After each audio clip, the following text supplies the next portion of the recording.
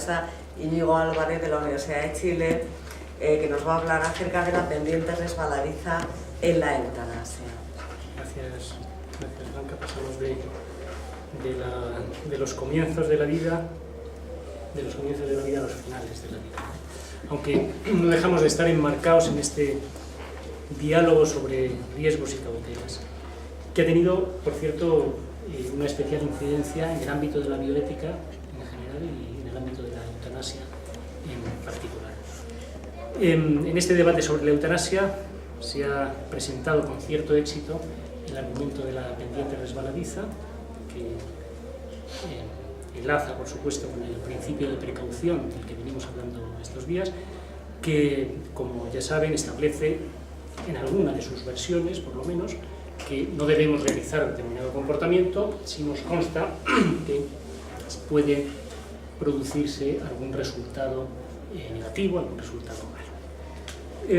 Este argumento de la pendiente resbaladiza es entendido por algunos como un argumento perfectamente válido, pero por otros muchos se concibe como una falacia, es decir, como un argumento que es válido en apariencia, pero que en realidad viola alguna de las reglas de la discusión o de la comunicación que permiten la resolución racional de los debates.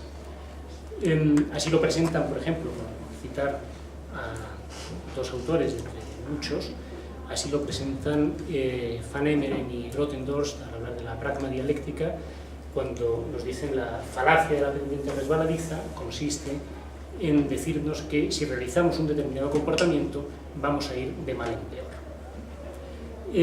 No se trata ahora de dilucidar cuál sea la mejor definición de este argumento, pero nosotros vamos a entender igualmente que lo que se nos está diciendo cuando se presenta la pendiente resbaladiza es que si realizamos un determinado comportamiento, llamémosle A, que por lo demás puede estar apoyado en buenas razones, eso nos va a llevar a realizar otro comportamiento, quizá sutilmente diferente, llamémosle B, que a su vez nos llevará a otro comportamiento distinto, C, y así sucesivamente, hasta acabar en el comportamiento Z, que resulta ser un comportamiento negativo, un comportamiento malo.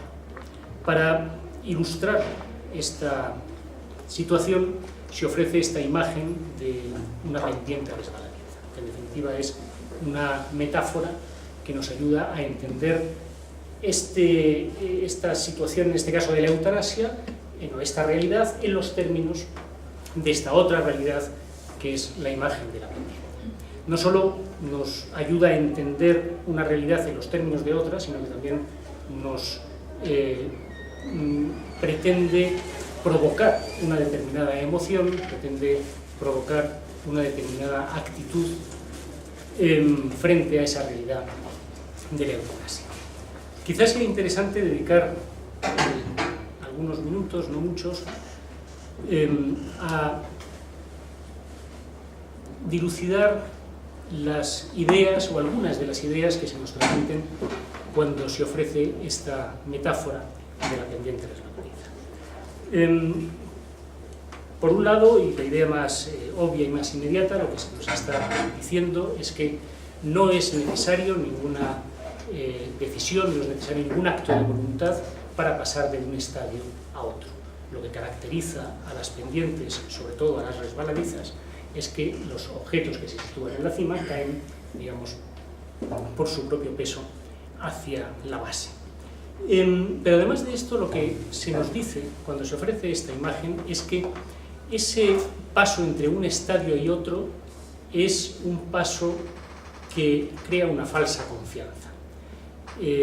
Digamos, lo que se nos está diciendo es que la relación entre el estadio A y el estadio Z, que sería el estadio final, es una relación oscurecida, es una relación imprecisa. Si la relación entre el primer estadio y el último fuera una relación obvia y evidente, si se ofreciera la imagen, qué sé yo, de alguien que salta sin paracaídas desde un avión, ¿verdad?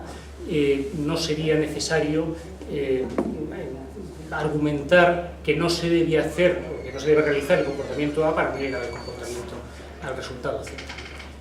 Quien no quiere estrellarse contra el suelo simplemente no salta de un avión sin paracaídas. Lo que se nos dice, por lo tanto, cuando se ofrece la imagen de la pendiente resbaladiza, es que la relación entre el estadio A y el estadio Z es lo suficientemente imprecisa como para generar una falsa confianza en algunos que creen que pueden realizar el comportamiento A y frenar en algún momento dado y no llegar a ese resultado Z. Los partidarios de la pendiente resbaladiza nos estarían diciendo, estarían abriendo los ojos a los que están engañados por esta falsa confianza. Porque en definitiva acabaremos cayendo, dicen ellos, cayendo hasta la base, hasta ese resultado negativo. En suma, se trata, y a esto se añade una metáfora más, se trata de caer, se trata de algo en sí mismo que se presenta como negativo. Todo lo que cae es negativo, no tiene que serlo necesariamente. Los espeleólogos o los submarinistas caen también y no parece que eso sea nada negativo. Pero se utiliza esta metáfora de que todo lo que cae es negativo, es negativo dejarse arrastrar por las bajas pasiones o tener una recaída, ser un rastrero, pero en cambio que el alma se eleve es algo positivo. Bueno, una metáfora más que se añade a esta pendiente resbaladiza. Y se nos dice también otra cuestión que me parece interesante. Se nos dice, al menos tácitamente, que la relación entre los estadios A, B, C, Z es una relación no causal.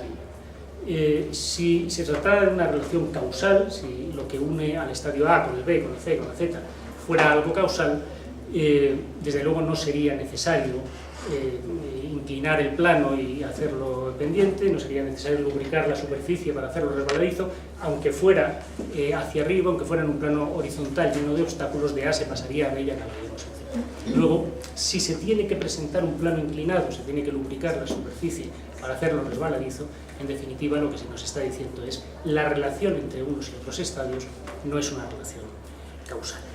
En cualquier caso, el resultado Z es poco menos que inexorable, de manera que la función que se cumple con esta imagen de la pendiente es decirnos, aunque no es una relación causal,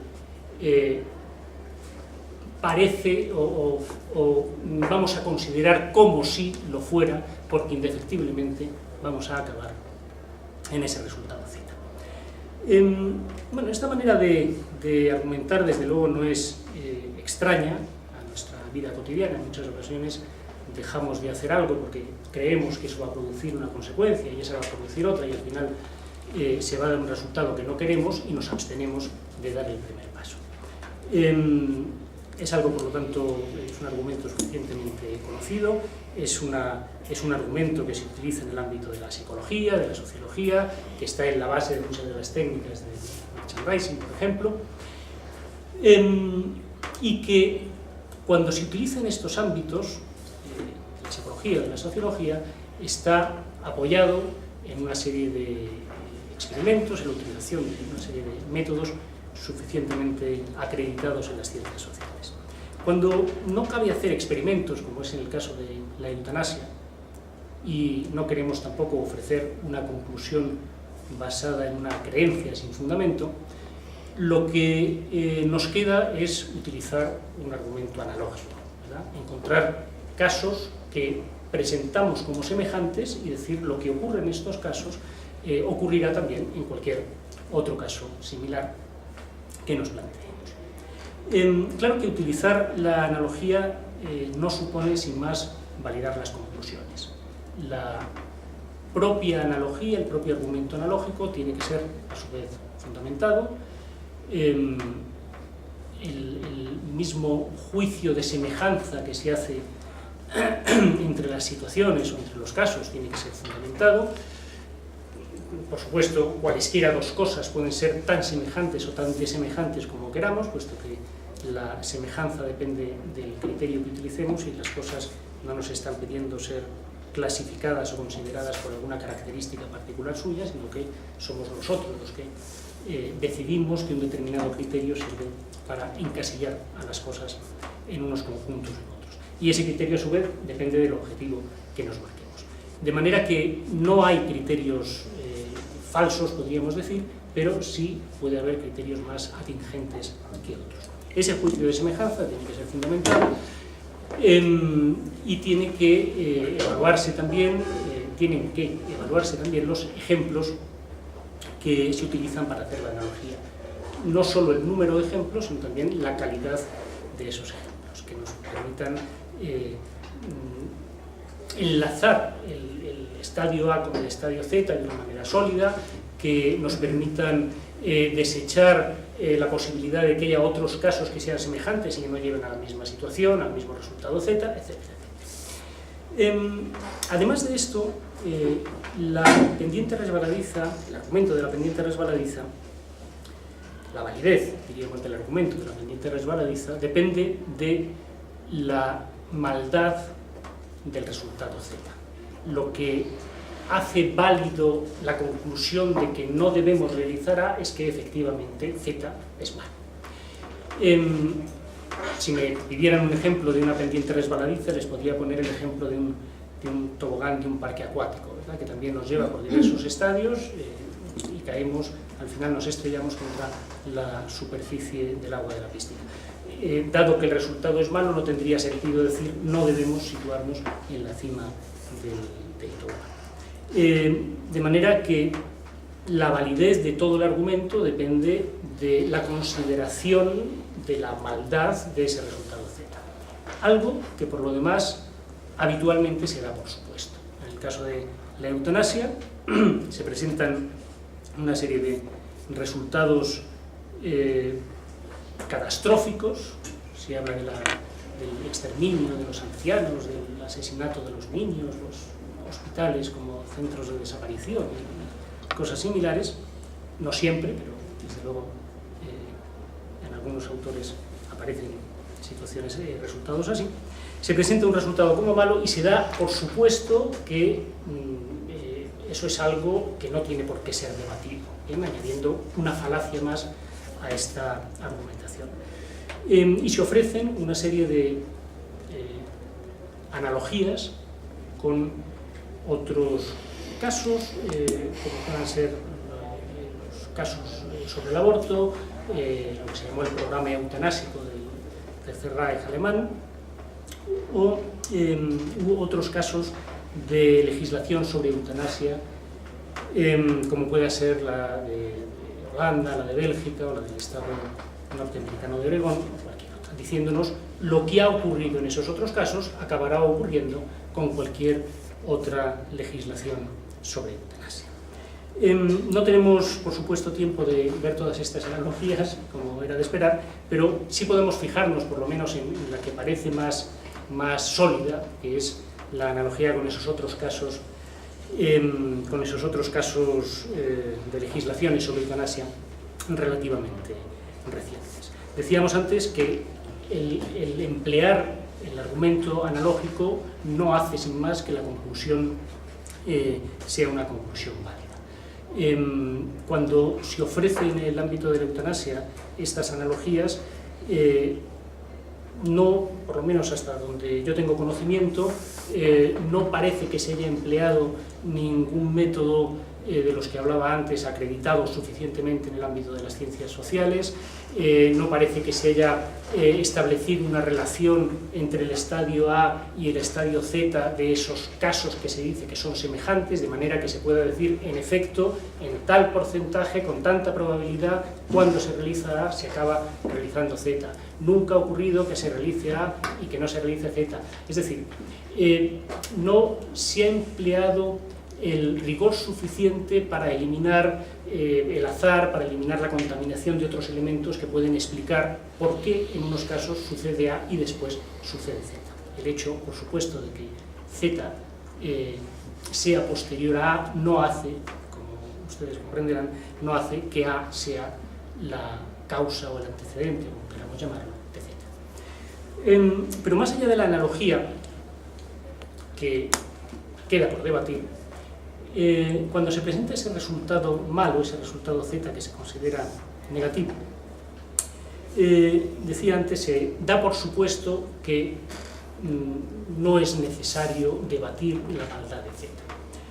Y resulta que sí es necesario debatirla, ¿verdad? Porque de ese debate depende la validez del propio argumento. Y aquí yo creo que caben dos posibilidades, básicamente. O bien se presenta el resultado de Z, o bien se presenta la maldad de Z, diríamos, desde un punto de vista objetivo, es decir, Z es objetivamente malo, queriendo decir con ello que es independiente a las opiniones, a las percepciones, a las experiencias de los seres humanos. Se trataría, en este caso, de dado que es independiente de las percepciones de los seres humanos, se trataría de una especie de descubrimiento de la razón, ¿verdad? La razón humana nos permitiría descubrir en el ámbito, llamémosle moral, la maldad de las cosas, en este caso la maldad de Z. Nos permitiría descubrir una verdad. Si esto es así, planteo, si eso son las preguntas para el debate posterior, si esto es así, este punto de vista sería acreedor a las críticas que se han hecho habitualmente al objetivismo.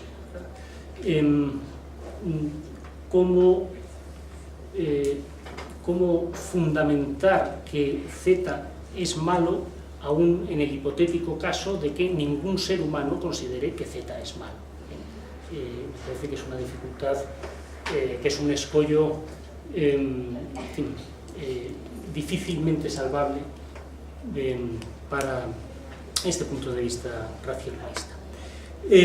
O, si queremos verlo de otra manera, cómo demostrar a alguien que no considera que Z es malo que está en el error, que se ha equivocado, porque en efecto Z es malo. Ese sería un punto de vista objetivo. Si no presentamos un punto de vista objetivo, lo que nos quedaría sería presentar un enfoque subjetivo de acuerdo con el cual Z, el resultado Z, sería malo porque los seres humanos, en definitiva, lo consideramos malo. Esto ofrecería una base probablemente más sólida, sería algo fácilmente comprobable, pero lo que se puede construir sobre ello probablemente sería algo mucho más débil. Podríamos encontrarnos con que una misma cosa puede ser mala y buena al mismo tiempo, según el ser humano que lo considere, o puede ser buena en un momento y mala en un momento posterior.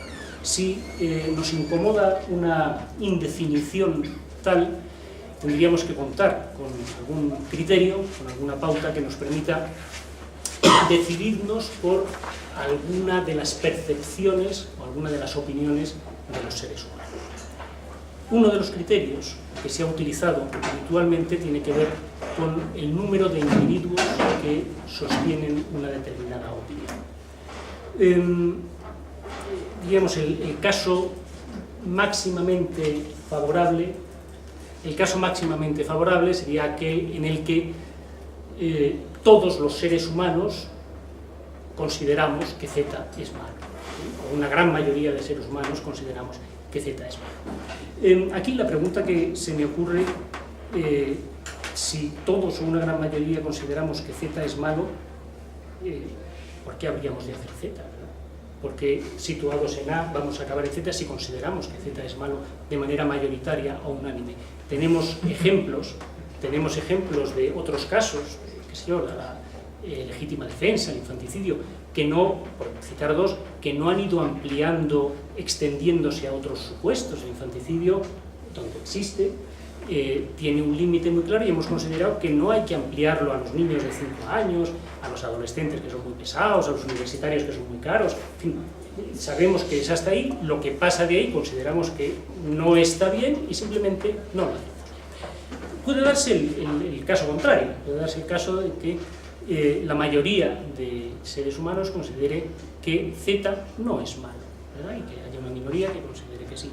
Ahí la pregunta que habría que responder es desde qué lugar se puede decir que Z no es malo cuando hay una gran mayoría de seres perdón, que Z es malo cuando hay una gran mayoría de seres humanos que considera que no es malo. Quizá eso nos empujaría de nuevo a ese punto de vista objetivo.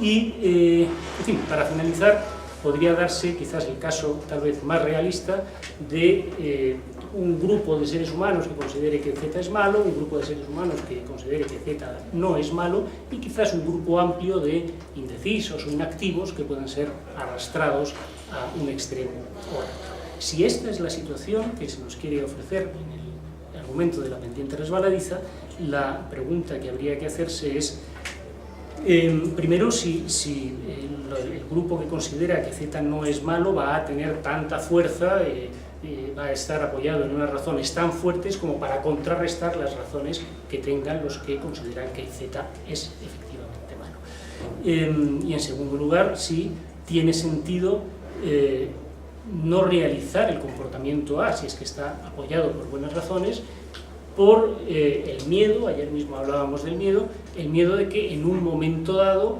un determinado grupo que considera que Z es malo arrastre, digamos, al resto a realizar Z. Eso supone esa aplicación rigurosa del principio de precaución que también, como decíamos desde ayer, nos aboca a la parálisis, ¿verdad?